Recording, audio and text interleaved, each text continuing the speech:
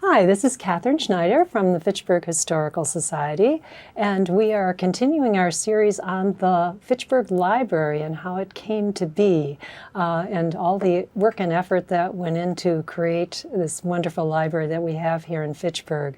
And today we have as our guest Marykay Zimbrick, who is here as the first vice president of the Fitchburg Library, as well as having worked on the capital campaign to make the library come into existence, the financial end of things. So welcome, Marykay. Thank you. Thank you. First question I'd like to find out is, could you talk a little bit about your connections to Fitchburg? Sure, I'd be happy to. And thank you for having me today. I think the history of the library is a really important one to keep track of.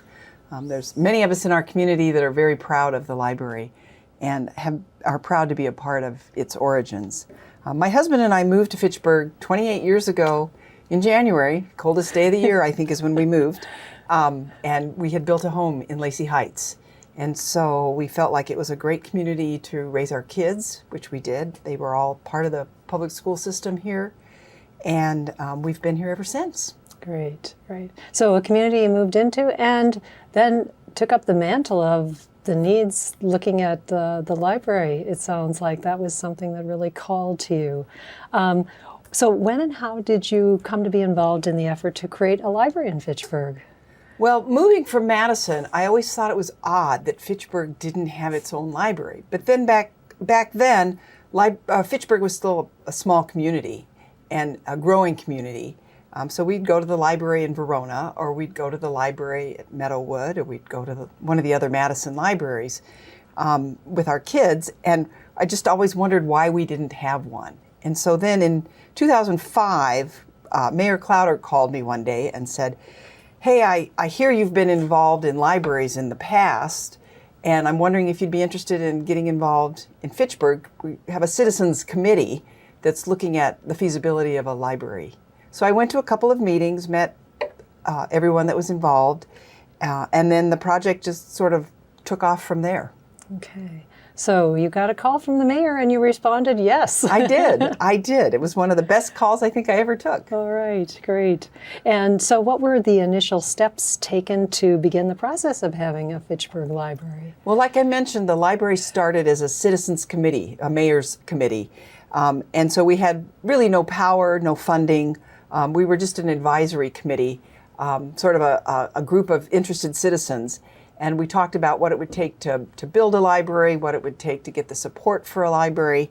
And as Jane Keene, who was the first library board president, and I quickly found out as we did some research, the state of Wisconsin had some pretty strict rules and regulations on having a public library in your community. And one of those processes included having an official library board that was sanctioned by not only the state, but also your local governmental entity. And so we started the process then, talking with the city administrator, talking with council members, talking with other members of the committee, and explained why we had to go through this legal process to become an official library board. And by doing that, we opened ourselves up to the ability to go for grant funding. We had the opportunity to participate in the county-wide library tax, and so that money could come back to us when we had a library. All of these things were required to have a library in the state. I see. So it was actually a legal process then that you found out needed to be done in order to proceed then.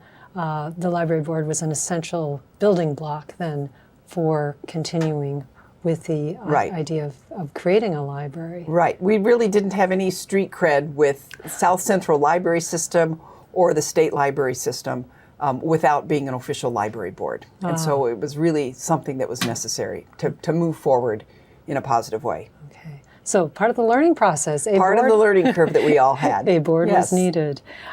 So you were a member of that first Fitchburg Library Board. And so what was the library charged with accomplishing after it was created? And then what role did you play in meeting the goals that they had? Well, we became an official library board in 2007. And that was a big day for us. And at that time, the city council also included a budget, a small budget for us.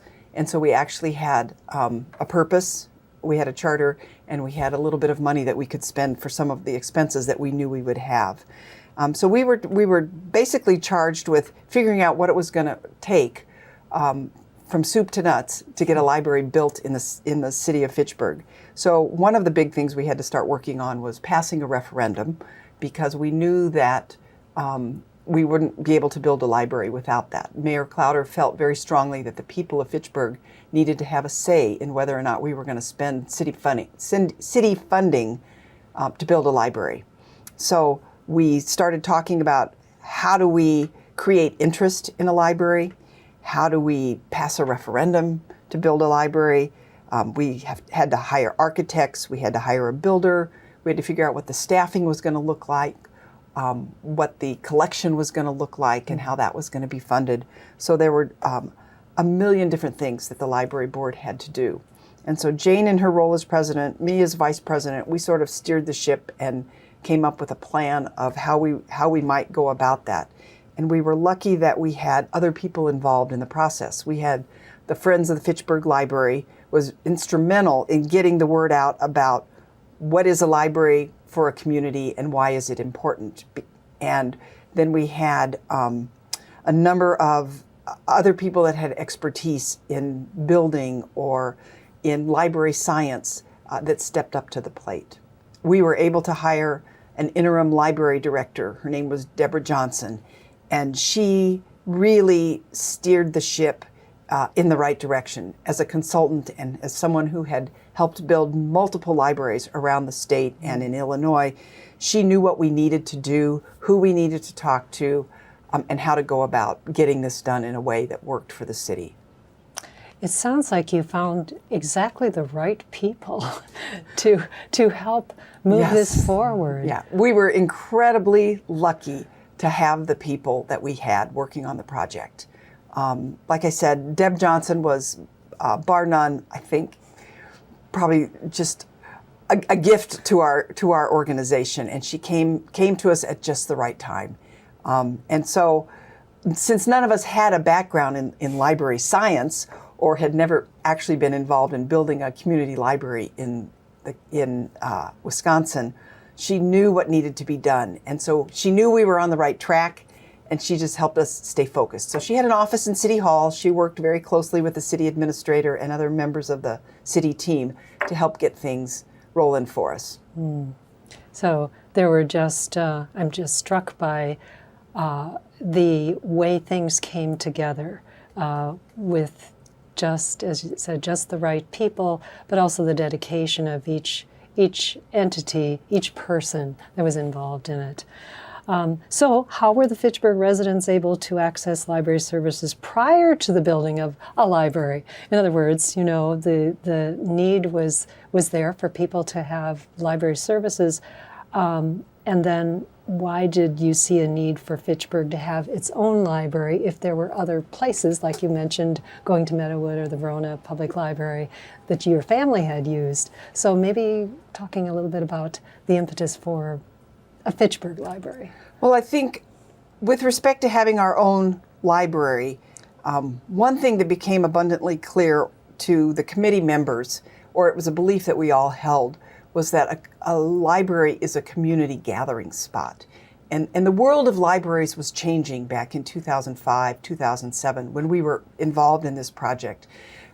It wasn't the library that many of us grew up with anymore. Technology was changing in dramatic and incredibly fast ways that some people thought was putting libraries out of business. Other people looked at it as an opportunity for libraries to reinvent themselves. And we were on the cusp of being able to create something without any baggage of what a library had been like.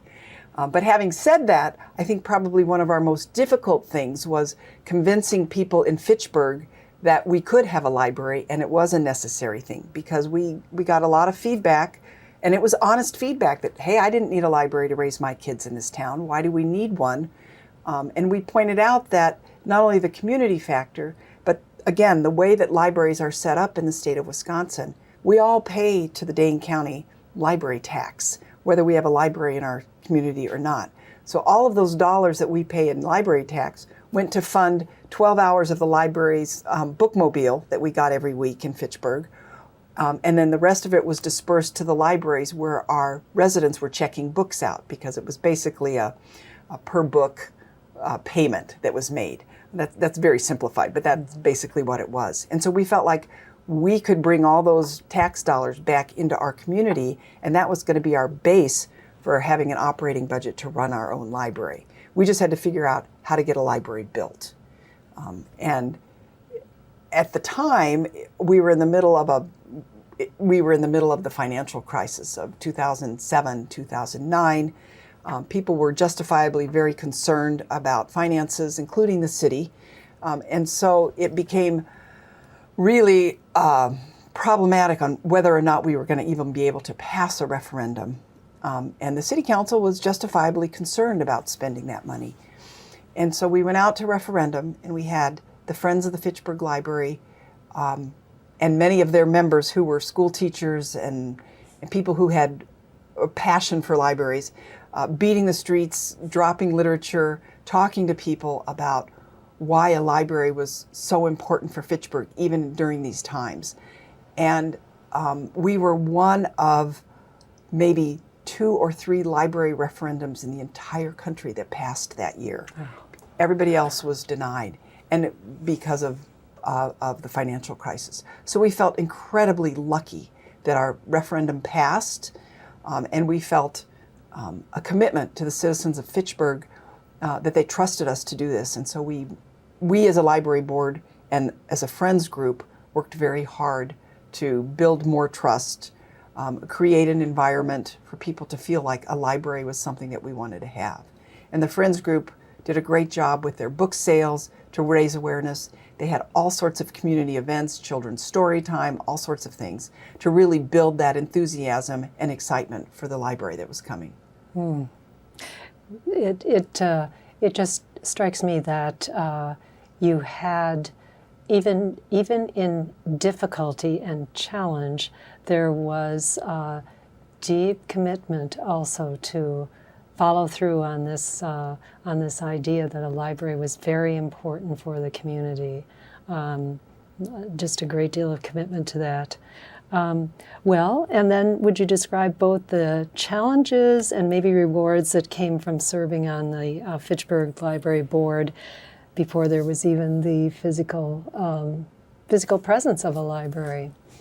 Well, I think probably the biggest challenge that we had was maintaining the momentum that we had created pre-financial crisis, and keep that going and prove to the city that and the council that we could indeed raise the funds that it was going to take to build the library after the referendum was passed. And probably one of the silver linings that came in all of that is that once we were in the middle of this process and we started looking at the bidding process, we realized that we were going to be able to take advantage of a building environment that we probably would have never been able to do years earlier, because there just wasn't that much building going on. And so contractors were hungry, the bids were very competitive, and it's one of the reasons I think we were able to build the beautiful library that we were able to build. I mean, we would have never been able to afford the geothermal system that the library has 5 years earlier, because the pricing wasn't there for it. But in the middle of this hardship that everybody was going through, there was this silver lining of an opportunity to really do some things in the library that would make a difference over the years and carry it forward for the next 50 to 100 years. So we tried to make some decisions based on that.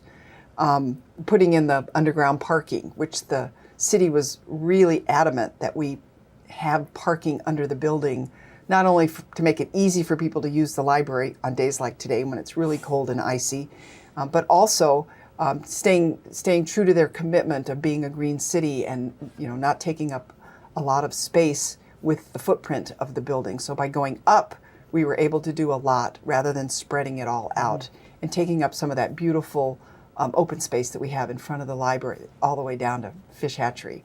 So those sorts of things. And I think, continuing with the funding of the library and helping people understand that the increase in their property taxes was going to be worth it, meeting the goal that we had set for our capital campaign, which was really quite small. It was $2.5 million in comparison to the price of the library. So the library came in, or the city came in and said, we will fund you up to this much money, which was 14.5. And then the rest of this has to be privately raised. And if you can't privately raise it, you can't build a library. And so raising, even though that seems like a pretty small amount, when you look at some other capital campaigns at the time, it was quite difficult to raise that money. And we were grateful for Bill Linton of ProMega stepping in as our lead donor right away and practically cutting that in half with a $1 million donation. And we only had to raise, it was 3.1, not 2.1, but we only had to raise a small amount compared to what he had kicked us off with. So that was a big incentive for us. So that was a huge reward to have that. He was able to get a couple other businesses in town, Bruker, Thermo Fisher Scientific, all gave very, very generous donations to the library. And then we had just everyday businesses in our community step up. And whether it was in-kind donations for events that we were having, or it was donations of any size, really, they just stepped up. And the people in Fitchburg stepped up. And whether it was somebody giving $20 in memory of their grandmother or $100,000 because they believed in our project, the citizens of Fitchburg just really stepped up and helped us meet that goal. And I can see on your face your just your gratitude and joy in seeing that from your position on the library board. All of that coming forth from the community, the support that was there. And I would say that there was an extraordinary amount of teamwork in the process. Phil Sviam, who's also a member of the library board, was my co-chair on the capital campaign. The Madison Community Foundation managed all of our money for us. The donations went straight to them, and they did all the accounting and the auditing for us, and that was helpful. The city wanted us to have somebody, a third party, manage all the money, and we were very grateful that they were able to do that for us as well. So it made it easy for Phil and I to talk to people about raising money without having to worry about all of the back of house things that needed to be done. Oh, what a story to hear all these details. Not only the timing, in some ways blessings out of the timing, even though it was a recessionary time to do all this fundraising, but then the stepping forward of so many from business and private sources for helping to finance the library, Friends of the Fitchburg Library, and all that they had done. Just truly a community effort. Well, as you're looking back on your time on the library board, maybe what's your fondest memory? Boy, that's a hard question, because I have a couple. I think towards the end of the project, when Chris Gruneberg, who was also a member of the library board, but she was in charge of hiring for us. She took on that very important role. She and her team did all the interviewing for a library director. And her first great hire was Deb Johnson for us. Her second great hire, with Deb Johnson helping, was Wendy Rawson, our library director. And when I met our library director for the first time, and she had agreed to come to Madison, I thought, wow, this is going to be really amazing. Because that's the one thing that keeps you up at night, is you put all this into place and you put your heart and soul into it, and you have to find somebody who's equally as passionate about it and willing to take on the job of a brand new library in a community. It's a horrific job. She had to hire her staff and pick the books and do all sorts of things. I mean, she just had a never-ending list of chores. And so I think seeing those two women work together to really bring the library to fruition, so that I looked up the date, June 29th, 2011 is when we opened the library. That was just an amazing day. It was so exciting to be be at the library, cut the ribbon, see people there, see kids run to the book section, see them try out all the furniture, the oohs and the ahs, and that was probably the best day. Oh. Best day ever. Oh, wonderful to hear. To just hear your enthusiasm, your reward for all that you'd put into this through the years. Since 2005, your initial involvement in the library, from your call from Mayor Clowder through all the years that you worked on making this happen. Well, in what ways are you most pleased about how the Fitchburg Public Library serves the community? Well, I mentioned earlier how libraries were sort of on the cusp of redefining themselves in the age of technology. And I think we jumped in at a great time. We didn't have a history we had to contend with. We could create our own history. And I think the Fitchburg Library has really found its niche in our community. It serves people in ways that even 20 years ago we couldn't imagine a library would be used, because we didn't know what the technology was going to be. We just knew it was coming. And so we've created an institution in our community that can serve everyone, whether you want a place to read the New York Times every day, whether you want a place where your kids can come to story time and enjoy the heated floor, in the story time room, whether you have someone who just wants to study, do a little bit of work, look at the large print books, enjoy the media collection, or take advantage of the incredible online collection that is part of the Fitchburg Library as part of the library consortiums here in Wisconsin that we're a part of. So I think the library continues to grow and evolve. We have meeting space for the community that's used all the time. But if you want to just go over there and pick a book off a shelf and find a comfortable chair, you can do that for a couple of hours too on a cold, snowy day. So I'm just thrilled with the way that people continue to use the library and meeting new families that move into the neighborhood where I live. They can't believe that we didn't have a library when we first moved to town, and it's just such a foreign concept to them. So I'm glad we're at the point where people don't remember not having a library in Fitchburg. I think that's wonderful.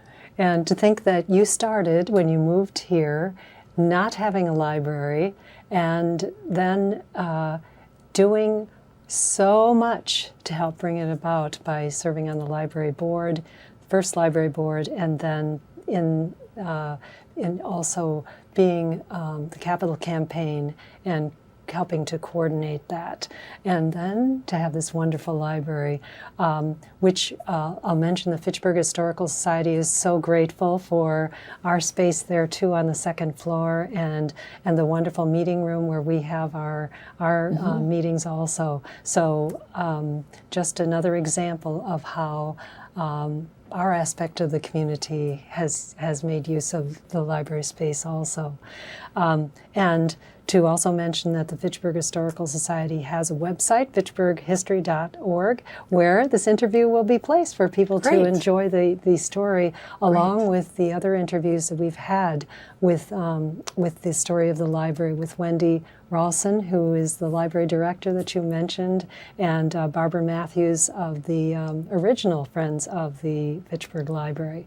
So we are so grateful that you came to tell us further, take us more deeply into the story of the Fitchburg Library and all that goes into making that library part of what your neighbors now can move into the Fitchburg community with their children and say, of course there's a library here. What else in this beautiful community? So thank you, Marykay. Thank you for having me.